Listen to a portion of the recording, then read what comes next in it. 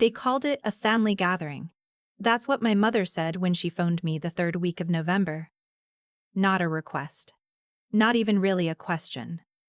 Just a statement, delivered the way she delivers most things, with the assumption that I would already be rearranging my life around it. Thanksgiving at the house this year. Your grandmother's been asking about you. I was standing in my kitchen in Halifax, still in my work clothes, reheating leftover soup. I teach elementary school.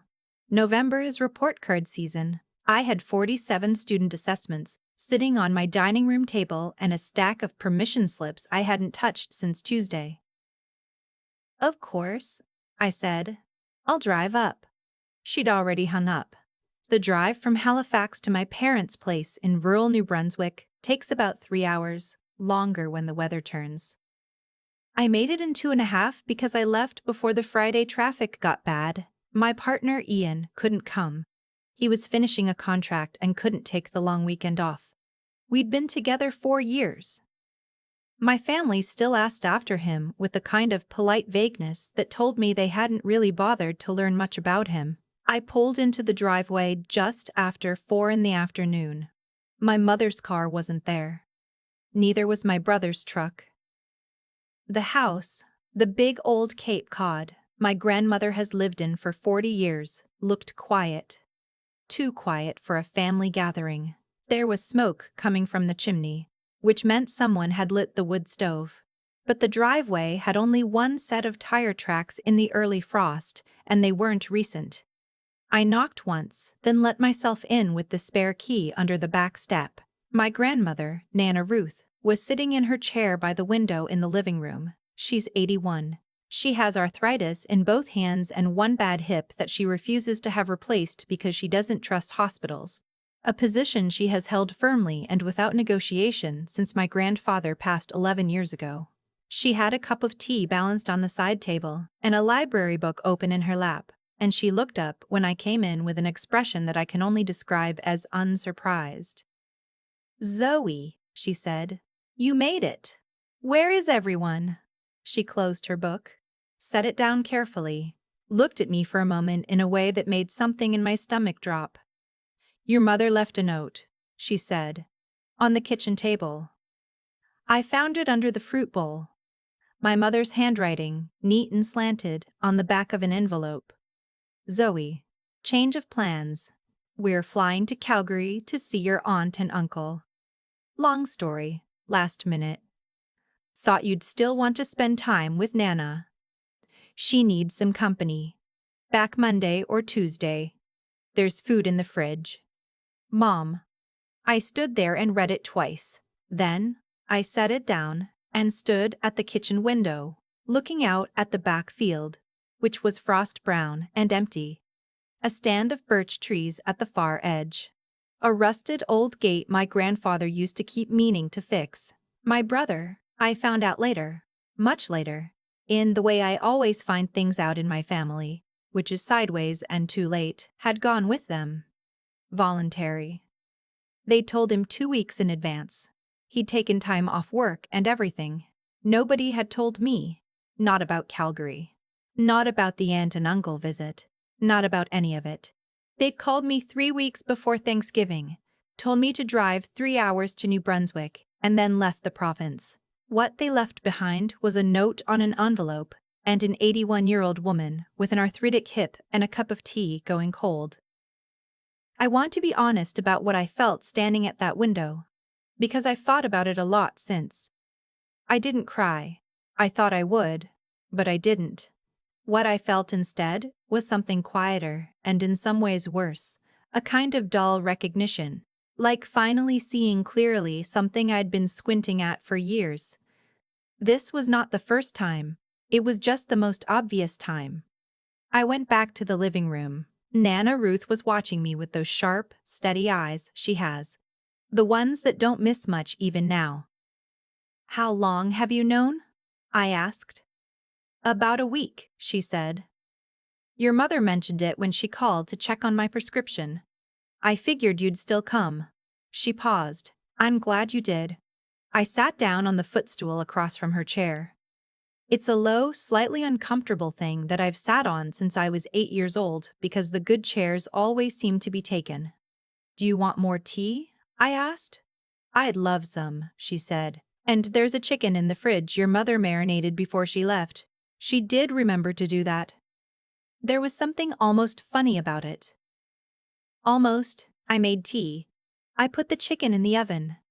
I found a bag of potatoes and some green beans in the crisper. I set the table for two, and somewhere in that first hour, something shifted.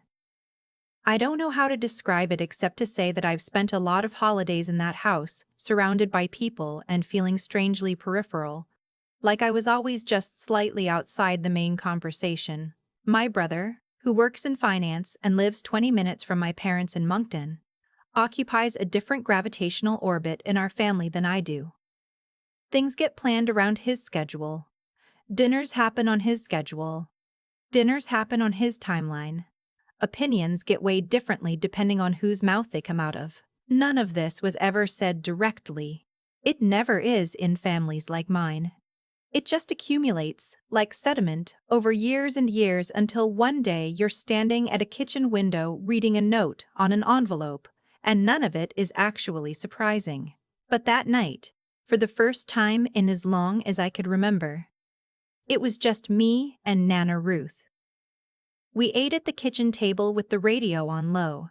She likes a CBC classical music program that plays Friday evenings, something my grandfather started, and she's never stopped. The chicken was good. The potatoes were better.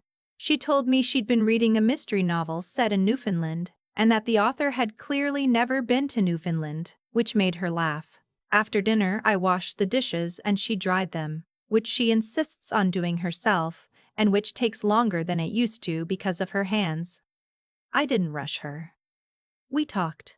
I mean really talked, in a way I don't think we had since I was a teenager. She asked me about my students. Not the general "how's work?" that gets asked at family dinners, but specific questions. Did I have any kids who were struggling readers this year? What did I do when a student just couldn't sit still? Did I still think I wanted to move into the curriculum side eventually, or had I changed my mind? She listened to the answers.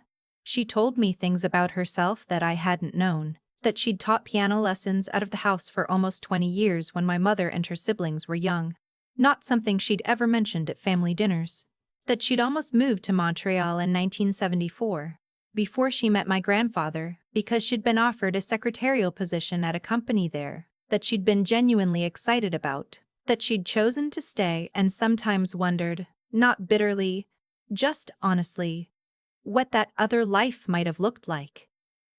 I asked her if she regretted it. She thought about that for a long moment. No, she said. But I think it's important to know that you made a choice, that you had a choice. Sometimes people let their lives happen to them and then call it fate. I didn't want to do that. I thought about that for a long time that night, lying in the upstairs bedroom that used to be my mother's, listening to the wind off the bay, the long weekend stretched out in front of us, which sounds like it might have been awkward. What do you do with 3 days and an octogenarian grandmother in rural New Brunswick in November? But it wasn't. It genuinely wasn't. Saturday morning she taught me how to make her tourtière. I'd eaten it every Christmas my entire life and had never once learned the recipe. It involves a specific ratio of pork and veal and a spice mix she keeps in a repurposed jam jar, and she is extremely particular about the crust, which must be made by hand and must be handled as little as possible. Cold hands are an asset, she told me. You've always had cold hands. You're built for pastry. I filed this away as possibly the nicest thing anyone had said to me all month. We played cribbage in the evenings. She won most of the time, which she pretended to be modest about and was clearly not. She showed me a box of old photographs I'd never seen before. Pictures of her and my grandfather in their 20s. Pictures of my mother as a gap-toothed child. Pictures of a farmhouse that had apparently belonged to Nana Ruth's own mother and had been sold in the 70s. On Sunday afternoon, it started to snow. the first real snow of the season, and we sat by the window and watched it come down, and she told me that she was tired. Not in the way people say it when they want to end a conversation. In the real way, the honest way. "I don't mind the quiet," she said. "I'm used to it now. But it's a different thing to feel invisible." Do you know what I mean? I did. I knew exactly what she meant. "Your mother loves me," she said. "I know that. She's busy. She has her own things. But I think sometimes the people who are here, the ones who show up, they're the ones who don't make a lot of noise about it. And that's easy to overlook." She wasn't talking about herself just then.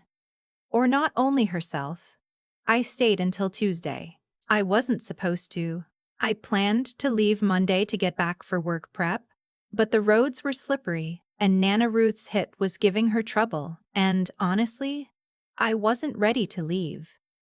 I called the school office, arranged for a prep block coverage, and stayed.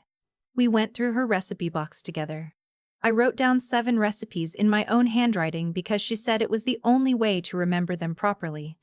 Not photos, not emails, handwriting. I called her pharmacist on her behalf to sort out a prescription renewal that had apparently been sitting in limbo for 2 weeks, while she'd been reluctant to bother anyone about it. I reorganized one of her kitchen cupboards because the step stool she'd been using to reach the higher shelves was genuinely unsafe, and I couldn't stop thinking about it. She watched me doing all of this with an expression I couldn't quite read until Tuesday morning, when I was loading my car. She came to the back door. She had her good coat on, which she put on to see me off properly, and her hands were folded in front of her. "I want you to know something," she said. I waited. "When your grandfather and I sold the lumber business, back in 2003, the sale went through a holding company. He set things up a certain way, because of the tax implications at the time. I never fully understood it, and I never asked enough questions." She paused. "I've been working with a lawyer in Sackville for the past year, getting things in order. Your grandfather always meant for things to be divided a particular way, and I wanted to make sure that's what actually happens." I didn't know what to say to any of that. "I'm not telling you this to make a point," she said. "I'm telling you because I think you should know that the people who show up, it matters. It gets noticed. Even when it seems like it doesn't." She hugged me, which she doesn't do often. Her arms were strong despite the arthritis. I cried on the highway, somewhere around Amherst. Not sad crying. I'm not sure there's a word for the kind. My mother and brother got back on Wednesday. I found out from my mother's Facebook post. A photo of my aunt's living room in Calgary with the caption "So grateful for this unexpected trip" and about 40 comments from family friends. She texted me Thursday. "How did everything go with Nana? Hope it wasn't too much. She can be a handful sometimes." I looked at that text for a while. "It was good," I wrote back. "We had a nice time." That was true, and I didn't owe her more than that. Life went on. Report cards got done.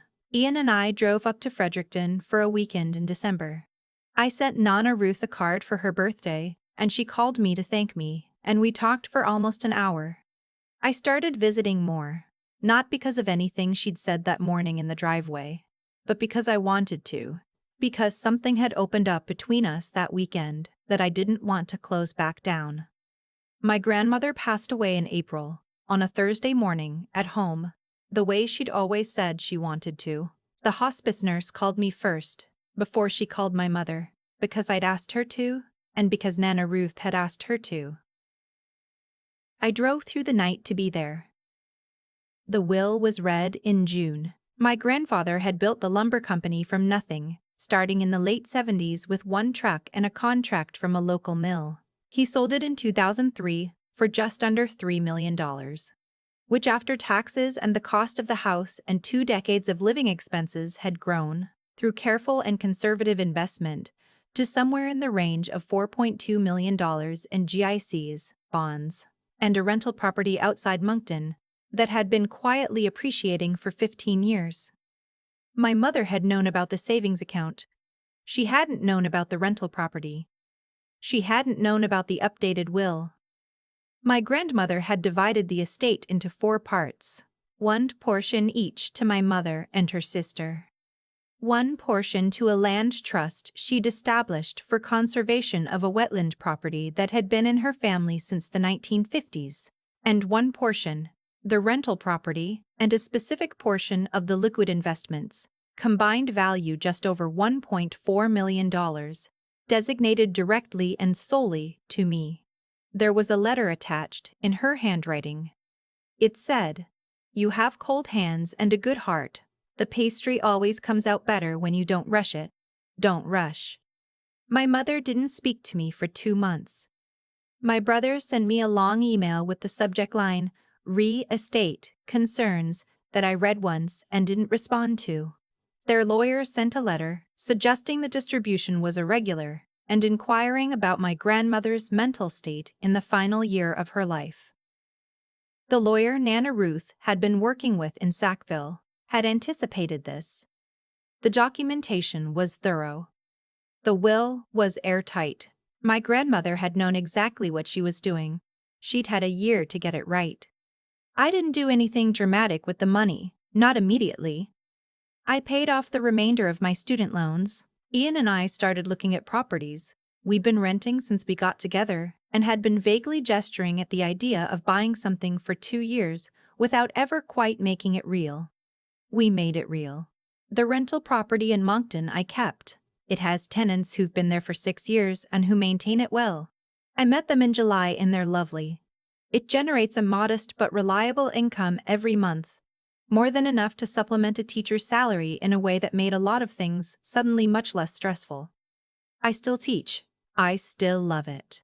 Last October I had a student, a small serious boy who reminded me a little of myself at that age, who could not get the hang of reading no matter how we approached it. We worked on it together for 6 weeks, just us, during lunch breaks. In November, he read a whole picture book out loud to the class without stopping once. He looked up at me when he finished like he wasn't sure it had really happened. I thought about cold hands. About pastry.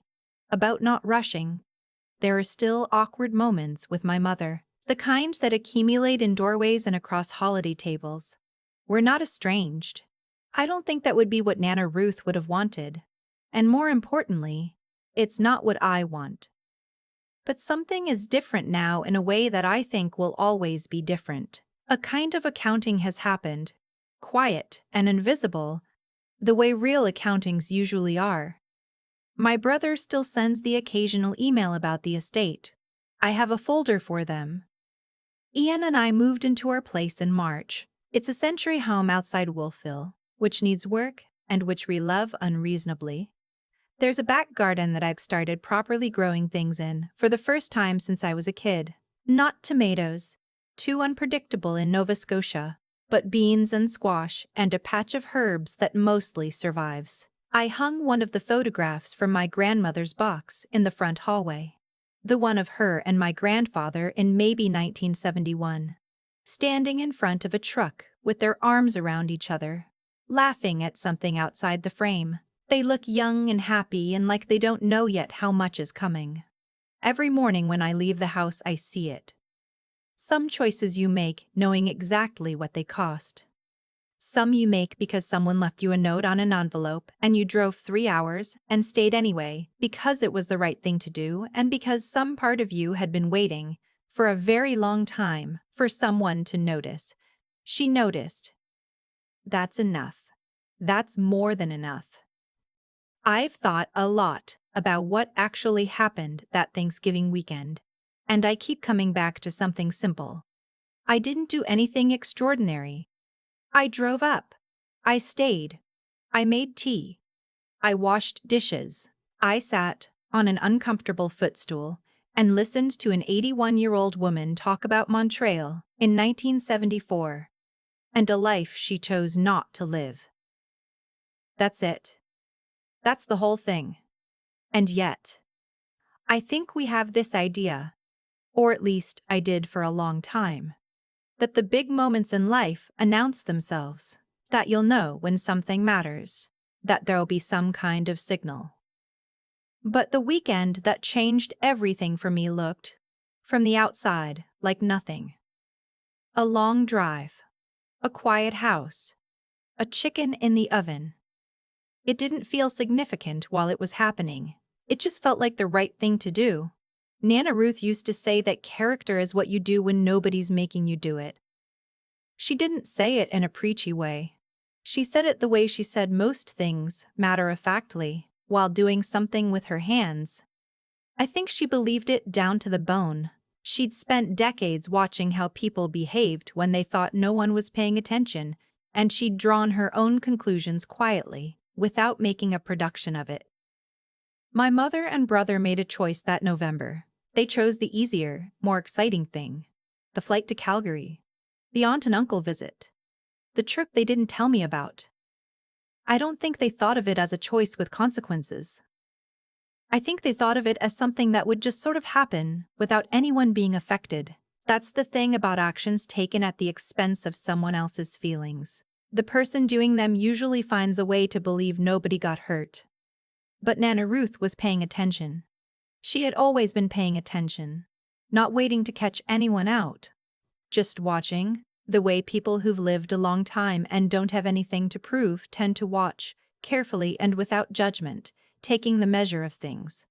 What I got from her in the end wasn't really about money. I know that sounds like something you're supposed to say, but I mean it concretely. The rental property and the investments gave me options I hadn't had before. Real ones. The kind that changed the texture of daily life. Less anxiety, more room to breathe, the ability to make choices from a steadier place. I'm grateful for that, in a way that's hard to articulate without sounding like I'm minimizing it. But what I actually carry with me, the thing I think about when I'm doing something ordinary, cooking or watching a kid in my class finally get something they've been struggling with, is that letter. Cold hands and a good heart. Don't rush, she saw me. Not the version of me that shows up to family dinners and tries not to take up too much space. The actual me. The one who stays when staying is inconvenient, who calls the pharmacist so someone else doesn't have to worry, who writes down recipes by hand because that's the way you remember them. I think the most honest thing I can say is this. I didn't show up that weekend to earn anything. I showed up because it was right. And I think that's the only condition under which any of it means anything at all. The moment you start doing the right thing because of what it might get you, it stops being the right thing. Nana Ruth would have seen through that immediately. So I just showed up. And she noticed. And I try, every day now, to be someone worth noticing.